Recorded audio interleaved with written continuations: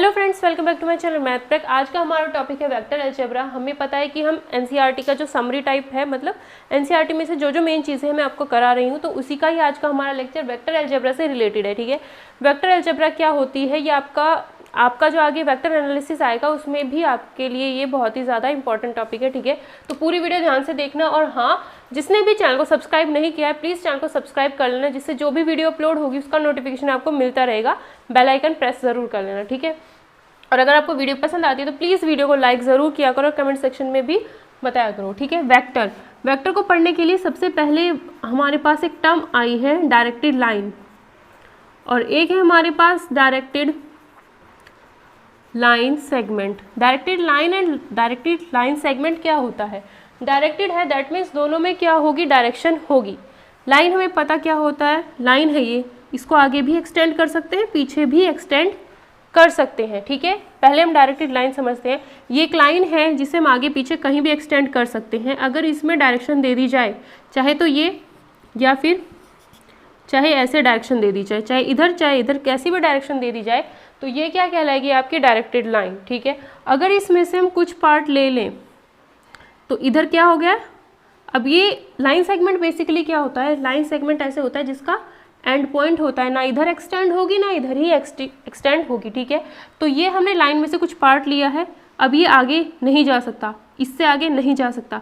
ठीक है, ये लाइन सेगमेंट हो चुका है, इसमें डायरेक्शन है, तो ये डायरेक्टेड लाइन सेगमेंट होगा। इसी तरीके से बस डायरेक्शन आप उधर भी कर सकते हो इधर भी कर सकते हो, बट एक डायरेक्शन होनी चाहिए। तो ये क्या हो गया, सिर्फ इतना पोर्शन आपका डायरेक्टेड लाइन सेगमेंट हो चुका है। डायरेक्टेड लाइन सेगमेंट में अब ये क्या है, इतना, इसकी अब देखो अगर पूरी लाइन थी तो इधर और इधर कहीं तक भी एक्सटेंड हो रही थी, तो हम नहीं बता सकते थे कि उस लाइन की लंबाई कितनी है, तो मैग्नीट्यूड हम नहीं बता पा रहे हैं। ठीक है, मैग्नीट्यूड हमें पता ही नहीं। अब ये लाइन इधर भी एक्सटेंड हो रही है इधर भी हो रही है, तो हमें पता नहीं है कितना इसका मैग्नीट्यूड होगा। बट लाइन सेगमेंट में क्या है, फिक्स है, इससे आगे नहीं जाएगा, इससे आगे नहीं जाएगा। हो सकता है ये 2 सेंटीमीटर हो, हमने माना ये कितना है, ए है, तो ये डिस्टेंस कितनी है, ए है। ठीक है, तो ये हमने ए लिख दिया, तो ये क्या हो जाएगा, इसका मैग्नीट्यूड। जितनी इसकी डिस्टेंस होगी वो उसका मैग्नीट्यूड कहलाएगा। ये डायरेक्शन दे रखी है तो इसमें डायरेक्शन भी है, तो लाइन सेगमेंट में डायरेक्शन और मैग्नीट्यूड दोनों चीज़ें हमारे पास होंगी। ठीक है, अब तो यहीं से निकल के आता है vector. What is vector? Vector एक ऐसी क्वांटिटी होती है जिसमें आपका मैग्नीट्यूड प्लस डायरेक्शन दोनों होता है।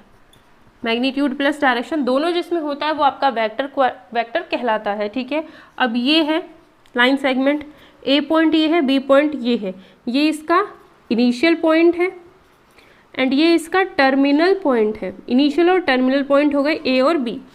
इसके बीच में अब यहाँ से यहाँ तक की डिस्टेंस ये हमने मान ली ए। इस डिस्टेंस को हम ए बी भी लिख सकते हैं और ए भी लिख सकते हैं। हमने माना ये डिस्टेंस ए है, या फिर ए से बी तक की जो डिस्टेंस है उसको हम ए भी लिख सकते हैं। जैसे ही हम इसमें डायरेक्शन लगा देते हैं, तो डायरेक्शन लगाने के बाद इसके ऊपर हमें ये डायरेक्शन को बताने के लिए तीर दिखाना होगा। अब आप ऐसा नहीं करोगे कि अगर आपने ये इस तरफ तीर बनाया है तो ए भी लिख करके ऐसे तीर बना रहे हो, ये नहीं करना है। हमेशा ये दिखाने का तरीका हो गया आपका वेक्टर को कि ए भी एक लाइन सेगमेंट है जिसकी डायरेक्शन चाहे इधर जाए चाहे ऐसे बनाई जाए, डायरेक्शन आपको लिखना ऐसे ही है। तो वेक्टर को हम ए बी उसके ऊपर इस तरीके से लाइन बना के डिनोट कर सकते हैं, ए स्मॉल ए बना करके उसके ऊपर तीर बनाकर भी हम वेक्टर को डिनोट कर सकते हैं। ठीक है, वेक्टर में क्या होगा, मैग्नीट्यूड होगी, डायरेक्शन होगा। ठीक है, मैग्नीट्यूड होगा मतलब ये जितनी भी डिस्टेंस होगी, तो ये हो गया। और मैग्नीट्यूड आपको पता चल चुका, मैग्नीट्यूड को हम 3 तरीके से डिनोट कर सकते हैं। ए बी क्या होता है हमारा, ए बी के ऊपर 3 बनाना है, दैट मीन्स ये वेक्टर है। ठीक है, अब इसमें अगर हम मोड लगा दें तो ये क्या हो गया, इसका मैग्नीट्यूड, चाहे 5 हो 6, मतलब कोई नंबर आपके पास मिलेगा दैट इज मैग्नीट्यूड। ठीक है, या फिर आप इसे वेक्टर ए का मोड बनाओगे तो भी ये क्या कहलाएगा, आपका मैग्नीट्यूड। या फिर मैग्नीट्यूड को आप सिंपली ए से भी डिनोट कर सकते हो कि अगर ये डिस्टेंस ए है, अगर ये आर होती तो हम आर लिखते हैं एक ही जगह। ठीक है, तो ये ए भी क्या है आपका, ये जो डिस्टेंस है वही आपका मैग्नीट्यूड है। ठीक है, तो मैग्नीट्यूड मैंने आपको बता दिया कैसे दिखाना है। ठीक है, वेक्टर हम कह रहे हैं A B vector A vector, vector को दिखाने का तरीका ये होता है। अब देखो एक चीज़ आपको समझा देती हूँ, क्या कि अगर ये एक्स एक्सिस है, ठीक है, अगर ये एक्स एक्सिस है, ये वाई एक्सिस है और ये जेड एक्सिस है, और यहाँ पर कोई पॉइंट P है और ये जो है जहाँ पर तीनों मिलते हैं वो ओरिजिन है जिसके कोऑर्डिनेट 0 0 0 होंगे, और जो ये P पॉइंट है इसके कोऑर्डिनेट x y z होंगे। अब आपको समझ एक चीज़ बताऊँ, x एक्सिस, y एक्सिस और z एक्सिस तीनों क्या है, एक दूसरे के परपेंडिकुलर है। अब आप कहोगे कि ये तीनों परपेंडिकुलर कैसे हैं, इसके और इसके बीच में अलग दिख रहा है, इसके बीच में तो 90 दिख रहा है, बट ये तीनों कैसे परपेंडिकुलर हो गए x y z? ये तीनों लाइंस परपेंडिकुलर होती हैं, ये कैसे होता है ये मैं आपको समझा देती हूँ। इसके लिए हमें कुछ पेन्स की ज़रूरत पड़ेगी। देखो क्या होता है, आप ध्यान से समझना। देखो मुश्किल है थोड़ा सा समझाना, बट अगर आप इमेजिन कर सकते हो तो बहुत इजी हो जाएगा ये समझना। ठीक है, ये 3 पेन हैं हमारे पास, तीनों पेन इस पॉइंट पर जुड़ रहे हैं। ठीक है, ये पॉइंट आपका ओरिजिन हो गया। ये चीज़ आपको 3D में दिखाई देगी, बट इस 3D को जब हम बनाएंगे बोर्ड पर, तो बोर्ड क्या है, एक प्लेन है जो कि एक 2D में है, 2 डायमेंशन है इसके पास। इस बोर्ड के पास सिर्फ लेंथ है और ब्रेड्थ है। ठीक है, तो ये क्या है 2D में। जब हम किसी 3D फिगर को 2D में दिखाते हैं तो उसका जो दिखाने का तरीका होता है थोड़ा सा चेंज हो जाता है। ठीक है, तो आप पहले इसको समझ लो। अगर ये x एक्सिस है, ये y एक्सिस है, ठीक है, प्लेन ही तो हुआ ये। ठीक है, x एक्सिस है, ये y एक्सिस है, और ये क्या हो गई z एक्सिस। ठीक है, अब इन तीनों को आप देख सकते हो, यहाँ पर 90 डिग्री का एंगल है।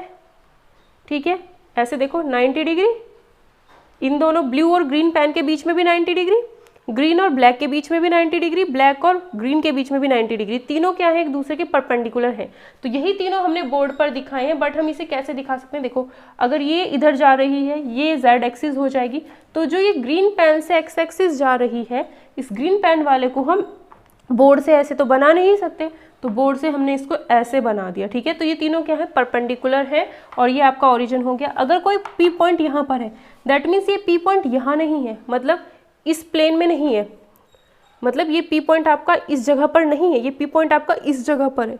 इस जगह पर अगर ये P पॉइंट है, मतलब हमने थर्ड वेक्टर जो बनाया, यहाँ पर मान लो आप थर्ड वेक्टर है। ठीक है, जब उसे ड्रॉ करूँगी तो ड्रॉ कर दूँगी मैं यहाँ पे, तो ये आपका थर्ड वेक्टर है, ये तीनों एक्सिस है। ध्यान से समझना इस चीज़ को, ये x एक्सिस, ठीक है, y एक्सिस, z एक्सिस, और ये बनाया हमने वेक्टर। ये यहाँ पर कोई पॉइंट P था, उस P पॉइंट को ओरिजिन से मिला दिया तो OP बन गया। OP क्या हो गया, आपका वेक्टर हो चुका है। ठीक है, OP क्या है, वेक्टर। अगर इसके साथ डायरेक्शन भी एसोसिएटेड है तो ये क्या है, आपका वेक्टर है। अब यहाँ पर जो आगे के क्वेश्चन, आगे की चीज़ के लिए मैं समझाना चाहती हूँ, यहीं पे समझ लो। ये जो वेक्टर है आपका, ये ग्रीन पेन से भी कुछ ना कुछ एंगल बना रहा है, ब्लू पेन से भी कुछ ना कुछ एंगल बना रहा है, और ब्लैक पेन के साथ भी यहाँ पर एंगल बनेगा। ठीक है, 3 एंगल्स इसमें बन रहे हैं। ठीक है, अब यहाँ पर देखो, अगर ये ऐसे है थोड़ा सा ना, ये ऐसे होगा। ठीक है, अब आप देख सकते हो यहाँ पर हमें पता, हमने माना यहाँ पर अल्फा एंगल बना हुआ है, तो अगर इस लाइन को इस ग्रीन पेन से ऐसे बना दूँ, इस लाइन से ना, इस पॉइंट से यहाँ तक मैं बना दूँ, तो यहाँ पर अगर मैं कोई लाइन बनाती हूँ, दैट मीन्स देखो ऐसे ऐसे अगर मैं कोई लाइन बना दूँ, तो ये जो ब्लू मार्कर है ये यहाँ पर 90 डिग्री बनेगा। आगे आएगा ये क्वेश्चन में, उसमें फिगर मुझे समझानी है तो यहीं पे समझा देती हूँ। यहाँ पर क्या होगा, ये 90 बनेगा। ठीक है, तो हम ये वाला पेन और ये ग्रीन पेन और ये इस ट्रायंगल का यूज़ करके हम कॉस अल्फ़ा निकाल सकते हैं, क्योंकि अल्फ़ा हमारा यहाँ पर बन रहा है और ये हमारा क्या बन रहा है, यहाँ पर 90, यहाँ पे 90 बन रहा है। ठीक है, इसी तरीके से हम इसके साथ भी ये कुछ ना कुछ, ये देखो आप, ये चीज़ ऐसे दिखाई देगी, ये पेन और ये ब्लू मार्कर और ये ब्लैक पेन, यहाँ पर 90 बनेगा। ठीक है, और ब्लैक पेन के साथ ये वाला जो है कैसा बना रहा है, बीटा एंगल। ठीक है, अब ब्लू पेन के साथ देखो, ब्लू पेन ऐसे बनाएगा, ब्लू पेन और ब्लू मार्कर। ठीक है, यहाँ पर यूँ, सॉरी ब्लू, देखो इसके साथ यहाँ पे बनेगा, इसके साथ यहाँ पर बन जाएगा 90, मतलब ये थोड़ा तिरछा जाएगा, ऐसे 90 बना देगा, बट बनेगा तो यहाँ पर 90 ही। अब ब्लैक पेन के साथ ऐसे, ब्लू पेन के साथ ऐसे देखो, ऐसे बनाएगा 90, तो कहाँ पर 90 बन रहा है, यहाँ पर ये 90, तो और यहाँ पर अल्फ़ा, यहाँ पर है आपका गामा एंगल, और यहाँ पर बन रहा है ये वाला 90, तो यहाँ पर हम कॉस गामा निकाल सकते हैं। मतलब तीनों केसेस में कॉस अल्फ़ा निकाल देंगे ट्रायंगल यूज़ करके, कॉस बीटा निकाल देंगे ट्रायंगल यूज़ करके, और कॉस गामा निकाल देंगे ट्रायंगल यूज़ करके। तो cos alpha, cos beta, cos gamma, इसके डायरेक्शन कोसाइंस होते हैं। ठीक है, इसके क्या होते हैं, डायरेक्शन कोसाइंस, वो आगे बताऊंगी कैसे, बस यहाँ पर मुझे फिगर समझानी थी। ठीक है, तो इसके क्या हो गए, वो डायरेक्शन कोसाइंस हो गए। अब ये जो वेक्टर था, अब आप देख सकते हो अगर इस वेक्टर का ये P पॉइंट है यहाँ पर, ठीक है, मुझे इस पॉइंट तक पहुँचना है, ये P पॉइंट जो होगा ना यहाँ पर होगा, इस P पॉइंट तक पहुँचने के लिए, क्योंकि ये पॉइंट 3D में है, ठीक है, तो मुझे इसके पैरेलल भी कुछ डिस्टेंस, अगर ये इसे छोड़ो अब, यहाँ पर कोई P पॉइंट है, ठीक है, यहाँ पे इस प्लेन में नहीं है, इससे आगे, इस प्लेन में नहीं है, इससे थोड़ा सा आगे, बीच में है यहाँ पे, ठीक है, इस पॉइंट तक मुझे पहुँचना है। तो कुछ अब देखो एक और चीज़ समझ लो, यहाँ पर कोई P पॉइंट है, मतलब ये जो प्लेन बन रहा है ना, ये इसमें नहीं है, ये प्लेन इसमें भी नहीं है, वो P पॉइंट वो बीच में है इनके, ठीक है। इस P पॉइंट तक मुझे पहुँचना है, तो मैं कैसे पहुँचूँगी, ठीक है। तो हम क्या करेंगे, इस P पॉइंट तक पहुँचना है तो पहले हम चले 0 से उठे ऊपर चले, ब्लू एक्सिस पर चल गए, यानी ब्लू एक्सिस के पैरेलल चल गए, ठीक है। अब हम कहाँ जाएंगे, ब्लैक पेन के पैरेलल चल गए, 2 पेन के पैरेलल ऑलरेडी हम चल चुके हैं। अब हम कहाँ जाएंगे, ग्रीन पेन के पैरेलल चलेंगे, तब हम उस पॉइंट तक पहुँच पाएंगे, है ना। तो हमें कितनी डिस्टेंस चलनी पड़ी, 3 डिस्टेंस, एक इसके पैरेलल, एक इसके पैरेलल, एक इसके पैरेलल, ठीक है। इस पॉइंट तक जाना है तो पहले नीचे से उठेंगे, फिर इधर चलेंगे, फिर इधर। तो जब 3D में किसी पॉइंट के पास हम पहुँचेंगे तो हमें 3 डिस्टेंस चलनी पड़ रही है। तो इसलिए अगर यहाँ पर ये तीसरा वेक्टर है तो इस पॉइंट पेन के टिप तक पहुँचने के लिए हमें 3 डिस्टेंस चलनी पड़ेंगी। तो इस पॉइंट का जो कोऑर्डिनेट हो जाएगा x, y, z, तीनों अलग अलग डिस्टेंस हमने मानी है। तो P पॉइंट के कोऑर्डिनेट x, y, z 3 मान लिए, और ओरिजिन के कोऑर्डिनेट x, y 0, 0, 0 होंगे तीनों एक्सिस के लिए, ठीक है। आई होप आपको इतना समझ आ गया होगा, और जो मैंने अल्फा बीटा गामा करके समझाया वो भी आई होप आपको समझ में आ गया होगा। जितना मेरे पास मतलब मेरे पास उतनी फैसिलिटीज़ नहीं है, बट जितना मेरे पास फैसिलिटीज़ हैं इन पेन की हेल्प से जो मैं समझाना चाहती थी वो समझा दिया, क्योंकि ये आपका 3D में काम आएगा बहुत ज़्यादा, यहाँ पर भी काम आएगा और 3D में भी बहुत ज़्यादा काम आएगा, क्योंकि 3D टोटली इमेजिनेशन पर डिपेंड है, मैथ्स ही इमेजिनेशन पर डिपेंड है। अगर आप इमेजिन नहीं कर पा रहे हो, जैसे कॉनिक सेक्शन है उसमें भी बहुत सारी चीज़ें इमेजिनेशन की है, ठीक है, वो भी मैं कराऊंगी। तो अगर आप इमेजिन नहीं कर पा रहे हो तो आप क्वेश्चन भी सॉल्व नहीं कर पाओगे, लेकिन अगर आप इमेजिन करना सीख गए तो क्वेश्चंस में बहुत ही ईजिली क्वेश्चंस आप बहुत ईजिली सॉल्व कर पाओगे, ठीक है। अब देखो ओरिजिन से P पॉइंट तक बना लिया, ठीक है। O से लेके P तक की जो डिस्टेंस है वो हमने मान ली R डिस्टेंस। अब वेक्टर है, क्योंकि इसकी क्या होगी, कुछ ना कुछ डायरेक्शन होगी, तो वेक्टर है तो R वेक्टर शो करेंगे, या तो हम OP वेक्टर लिखेंगे या फिर R वेक्टर लिखेंगे। अब इसका मैग्नीट्यूड निकालना है तो OP का मोड लिखेंगे या फिर R वेक्टर का मोड लिखेंगे, ठीक है। अब जब भी किन्हीं आपने 2D में पढ़ा होगा कि अगर एक पॉइंट यहाँ पर, एक पॉइंट यहाँ पर, इनके बीच की डिस्टेंस निकालनी है, ये x1 y1 इसके कोऑर्डिनेट है, इसके x2 y2 कोऑर्डिनेट है, तो हम क्या करते थे, अंडर रूट इस पॉइंट A और B के बीच की डिस्टेंस निकालने के लिए AB क्या करते थे, x2 माइनस x1 का whole square plus y2 minus y1 का होल स्क्वायर, ये करते थे। यहाँ पर भी वही करना है, बस एक और z ऐड हो जाएगा इसमें, x1 y1 z1, x2 y2 z2। तो क्या करेंगे, OP हमें निकालना है, दैट मीन्स यही तो है, यही तो हमारी R भी हम लिख सकते हैं, क्योंकि ये तीनों क्या है, डिस्टेंस है, मैग्नीट्यूड है, ठीक है। अंडर रूट x माइनस 0 का whole square that is x square plus y minus 0 का whole square that is y square plus z minus 0 का whole square that is z square. तो यहाँ से क्या हुआ, ये आपको पता चल गया कि OP की जो डिस्टेंस होगी, O से P तक की जो डिस्टेंस है, या OP का मैग्नीट्यूड, R का मैग्नीट्यूड, या R की value under root x square plus y square plus z square होगी, ठीक है। तो ये आपको समझ में आ गया होगा। अब ये जो वेक्टर है आपका, यहीं से समझो, अब ये जो OP वेक्टर है x एक्सिस के साथ यहाँ तक अल्फा एंगल बना रहा है, y के साथ बीटा दिखा दिया मैंने आपको कैसे बनेगा, ठीक है। z के साथ बना रहा है गामा एंगल, 3 एंगल बना रहा है, ठीक है। तो मैंने इसमें तो मैं दिखाऊंगी नहीं, लेकिन मैंने आपको परपेंडिकुलर बता दिए कि कैसे बनेंगे, ठीक है। तो क्या होगा, वहाँ से हमारे पास ट्राइंगल बनेंगे, cos alpha, cos beta, cos gamma, ये 3 वैल्यूज़ हमारे पास आएंगी। आप देखो, अगर मैं x एक्सिस के साथ यहाँ से दिखाना है ना मुझे, ये जो P पॉइंट है, P पॉइंट से x एक्सिस पर एक लाइन जाएगी, वो परपेंडिकुलर बनाएगी यहाँ पर, ठीक है। इसी तरीके से y एक्सिस पर ये P पॉइंट ऐसे परपेंडिकुलर, ये तो दिख जाएगा साफ, P पॉइंट से y एक्सिस पर परपेंडिकुलर दिख रहा है, तो OPY, इसमें देखो OPY में क्या एंगल है, बीटा, कॉस बीटा अगर आप निकालते हो तो क्या होगा, ये किसके पैरेलल है, z के पैरेलल, तो ये क्या होगी, ये क्या डिस्टेंस होगी आपकी, ये y एक्सिस पर है ना, तो ये होगी आपकी y, ठीक है, ये हो गई हमारी y एक्सिस पर y डिस्टेंस, x एक्सिस पर ये x डिस्टेंस, z एक्सिस पर ये z डिस्टेंस। मान ली ये हमारी z है, ये y है यहाँ तक, ये x है यहाँ तक, जहाँ तक हम जा रहे हैं। ठीक है, अब क्योंकि यही फिगर हमें क्लियरली समझा सकेगी तो हमने क्या माना, P से y एक्सिस पर परपेंडिकुलर बना लिया। तो ये OPY ट्राइंगल में अगर हम देखते हैं तो क्या होता है, cos beta is equals to y upon r। ठीक है, ये तो r डिस्टेंस है ना, y अपॉन r, तो कॉस बीटा हो जाएगा y अपॉन r। इसी तरीके से जब हम PX, आपको ये ट्राइंगल दिख नहीं रहा होगा बट ये ट्राइंगल है जो राइट एंगल बनेगा, मैंने इसमें दिखाया, इस तरीके से बना के दिखाया ना उसमें, तो PX और POX ये भी क्या है, ऐसे बनेगा ये PO और X। अब आपका 90 कहाँ पर बन रहा है, देखो OX पर 90 बन रहा है X पॉइंट पर, तो दैट मीन्स ये ऐसे नहीं होगा।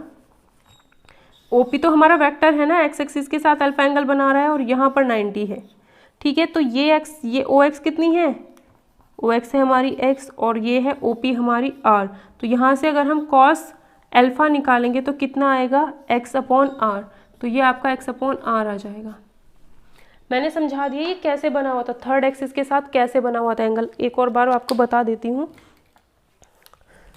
कि अगर ये 3 एक्सिस थी, एक और बार आपको बता देती हूँ अगर नहीं समझ आया होगा तो, अगर ये 3 एक्सिस थी तो ये हमारा था, है ना, तो अगर हमारी ये एक्स एक्सिस थी तो इसके साथ ही एंगल बना रहा होगा, ये यहाँ से परपेंडिकुलर डाल दिया तो ट्राइंगल बन गया। वो ट्राइंगल इसमें हमें दिखेगा नहीं एक्स एक्सिस के साथ, ठीक है, क्योंकि ये हमने ऐसे, ये एक्स एक्सिस ऐसे ना होकर के ये ऐसे है, एक्स एक्सिस कैसे है, ऐसे है, ठीक है, ऐसे है, तब हम उसमें ट्राइंगल बनाएंगे। तो ये हो गया हमारा ट्राइंगल। तो यहाँ से हमें कॉस अल्फा की वैल्यू मिल गई एक्स बाय आर। इसी तरीके से कॉस गामा कहाँ है, यहाँ से इस पर परपेंडिकुलर डाल देते हैं तो ये बन गई इतना। तो कॉस गामा यहाँ से निकालो कितना आएगा, जेड बाय आर, ये आ गया Z by R. Cos alpha cos beta cos gamma जो है ये हमारे क्या कहलाते हैं, डायरेक्शन कोसाइंस कहलाते हैं। और इनसे अगर हम वैल्यू निकालें, एक्स की वैल्यू कितनी आएगी, डायरेक्शन कोसाइंस को हम एल एम एन से शो करते हैं, ठीक है। एक्स एक्सिस के लिए कॉस अल्फा था, दैट मीन्स एल है डायरेक्शन कोसाइन। वाई एक्सिस के लिए कॉस बीटा था, दैट मीन्स एम मान लिया। जेड एक्सिस के लिए कॉस गामा था, दैट मीन्स एन मान लिया, ठीक है। तो एक्स अपॉन आर की वैल्यू एल है, तो यहाँ से हम एक्स की वैल्यू निकालें तो आर एल आएगी, वाई की वैल्यू निकालें तो आर एम आएगी, और जेड की वैल्यू निकालें तो आर एन आएगी, ठीक है। एक्स वाई जेड की वैल्यू हमें मिल गई, तो एक्स वाई जेड के ये क्या हो चुके हैं, coordinate, R L R M R N P point के कोऑर्डिनेट हमें मिल चुके हैं, ठीक है। तो ये चीज़ आपको मेन समझानी थी, ये लाइन इधर नहीं है, ये क्या है, ऐसे है, ऐसे, ठीक है। और ये जो वेक्टर है वो ऐसे होगा, अगर एक प्लेन ये है ना तो ये वेक्टर ऐसे जा रहा होगा, ठीक है। आई होप आपको ये समझ आ गया होगा, जितना मैं समझा सकती थी उतना मैंने आपको समझाने की कोशिश की है। तो ये हो गया आपका डायरेक्शन कोसाइंस, ठीक है। ये एक होते हैं आपके डायरेक्शन रेशोज। डायरेक्शन रेशोज क्या होते हैं, जैसे ये ओपी वेक्टर था ना एक्स वाई जेड, तो इस ओपी, पहले देखो इस ओपी वेक्टर को ना, जो हमारे पास क्या है ओपी वेक्टर है, इस ओपी वेक्टर को अगर हम इन कंपोनेंट की ये जो कोऑर्डिनेट है हमारे पास इसकी फॉर्म में लिखना चाहें तो हम कैसे लिखेंगे, एक्स के साथ आई कैप होता है, वाई के साथ जे कैप और जेड के साथ के कैप। आई जे के क्या है, एक्स एक्सिस के अलोंग आई है आपका यूनिट वेक्टर, वाई एक्सिस के अलोंग जे है आपका यूनिट वेक्टर, जेड एक्सिस के अलोंग के है आपका यूनिट वेक्टर। तो अगर आपको पी पॉइंट को दिखाना है वेक्टर की फॉर्म में तो आप ऐसे दिखा सकते हो, एक्स इंटू उसका यूनिट वेक्टर, वाई इंटू उसका यूनिट वेक्टर, जेड इंटू उसका यूनिट वेक्टर। तो ओपी क्या हो गया आपका, वेक्टर को हम ऐसे दिखाएंगे, ठीक है। और यहाँ पर एक्स वाई जेड ये क्या है आपके, एक्स वाई और जेड, एक्स वाई और जेड ये हैं आपके डायरेक्शन रेशोज। और डायरेक्शन रेशोज हमेशा प्रोपोर्शनल होते हैं किसके, डीसीज यानी डायरेक्शन कोसाइंस के प्रोपोर्शनल होते हैं, ठीक है। ये आपके एक्स वाई जेड किसी भी वेक्टर के अंदर आई जे के साथ मल्टीप्लाई में जो होते हैं वो आपके डायरेक्शन रेशोज होते हैं। और डायरेक्शन रेशोज हमेशा डायरेक्शन कोसाइंस के प्रोपोर्शनल होते हैं। यहाँ पे आप देख सकते हो ये डायरेक्शन रेशो है, ये किसके प्रोपोर्शनल है, डायरेक्शन कोसाइन के प्रोपोर्शनल है, ठीक है। तो एक छोटा सा अंतर बता देती हूँ, क्या कि अगर आपके हैं डायरेक्शन कोसाइंस, ठीक है, तो डायरेक्शन कोसाइन अगर आपको निकालना होता है तो आपको क्या करते हो, डायरेक्शन रेशोज़ के अपॉन में जो ये डिस्टेंस होती है, वेक्टर की जो डिस्टेंस होती है वो रख दी जाती है, ठीक है। ये है आपका डायरेक्शन रेशोज़। डायरेक्शन रेशोज़ के अपॉन में अगर हम डिस्टेंस रख देते हैं तो हमें क्या मिल जाती है, डायरेक्शन कोसाइन मिल जाते हैं, ठीक है। वही है डायरेक्शन कोसाइन क्या होता है, डायरेक्शन रेशोज़ के अपॉन में अगर हम जो वेक्टर की डिस्टेंस होती है, मैग्नीट्यूड होता है, उसको रख देते हैं तो हमें क्या मिल जाता है, डायरेक्शन रेशोज़ मिल जाते हैं। तभी तो हम कह रहे हैं कि डीसीज जो है वो क्या है, डायरेक्शन रेशोज़ के प्रोपोर्शनल है, ठीक है। प्रोपोर्शनल ही तो है ये, 1/r से मल्टीप्लाई कर दो तो वो क्या है, प्रोपोर्शनल ही है। तो ये चीज़ आपको समझानी थी, छोटी सी चीज़, ठीक है। और एक पॉइंट आपको और बता देती हूँ कि अगर हम डायरेक्शन कोसाइंस को स्क्वायर करके ऐड करते हैं तो हमारे पास 1 आ जाता है, ठीक है। डायरेक्शन कोसाइंस को स्क्वायर करके ऐड करते हैं तो 1 आ जाता है। लेकिन अगर हम डायरेक्शन रेशोज़ जो यहाँ पर थे x² + y² + z² करेंगे तो 1 नहीं आता। क्यों नहीं आता ये भी हम देख लेते हैं। देखो, अगर हम L² M² N² को ऐड करते हैं तो हमारे पास 1 आता है, मतलब डायरेक्शन कोसाइंस का स्क्वायर करके ऐड करते हैं तो 1 आता है। बट डायरेक्शन रेशोज़ में ऐसा नहीं होता। क्यों? क्योंकि L = क्या होता है, x/r। ये आपका डायरेक्शन कोसाइन या डायरेक्शन रेशो है। L² करेंगे कितना आएगा, x², ठीक है। इसी तरीके से L = x²/r², M होता है y/r, N होता है z/r। तो M² करेंगे कितना आएगा, y² N² करेंगे तो कितना आएगा, z²/r², ठीक है। अब L² + M² + N² कर देते हैं, कितना आएगा, x² + y² + z² अपॉन में सबके r² ही है, इतना आएगा।